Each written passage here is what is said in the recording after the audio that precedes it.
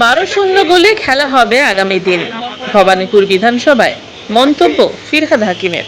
তার সমাজে কি কন্ট্রিবিউশন আছে, কোনোদিন কি কাউন্সিলর ইলেকশনে দাঁড়িয়েছে, কোনোদিন কি পঞ্চায়েত ইলেকশনে দাঁড়িয়েছে, মানুষের সাথে কি যোগাযোগ আছে।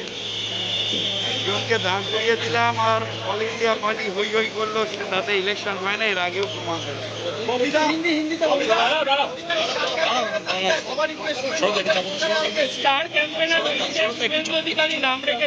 স্টার ক্যাম্পেনার ভবানীপুরের লিস্টে আমারও নাম আছে এবং স্টার ক্যাম্পেনার হিসেবে আমার নাম আছে এবং সারা বাংলায়। সুতরাং সেটা নিয়ে কিছু যায় আসে না। শুভেন্দু অধিকারী এখানে আসা মানে ভবানীপুর হচ্ছে মমতা ব্যানার্জির বাড়ির উঠোন, তাই এখানে এসে কেউ নাক গলাতে পারবে না। বাবুল বারবার ধরে বলছিল বিজেপির সঙ্গে তার রাজনৈতিক সম্পর্ক বা তার রাজনীতি থেকে সক্রিয় রাজনীতি থেকে সরে যেতে চায়। দেখো, এইসব নাটক বারবার করে অনেকেই করে, ব্যাপারটা হচ্ছে Mamata Banerjee election, by election, voter নেবে, ভোট দেবে এবং বিপুল ভোটে মমতা ব্যানার্জি এটাই হলো। অনেক বড় বড় নাম উঠেছিল কিন্তু লাস্টে বিজেপি প্রিয়াঙ্কাকে প্রার্থী করা হলো, কি বলবো? তোমরা এত বিজেপি নিয়ে এত আগ্রহ কেন আমি জানি না।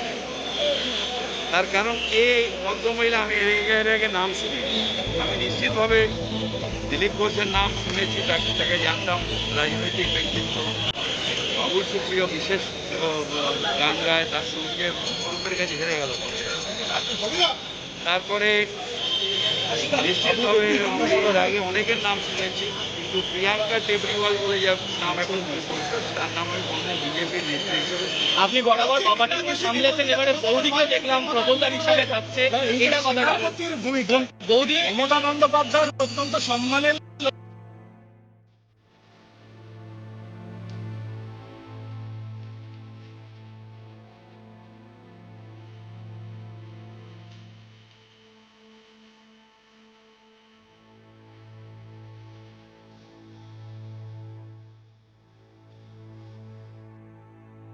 রেখেছে, ভবানীপুরে বেকারত্বটাকে সামনে রেখে তারা প্রচারে নামতে চায়। সারা ভারতের বেকারত্ব, সারা ভারতের থেকে ভবানীপুর আলাদা নাকি?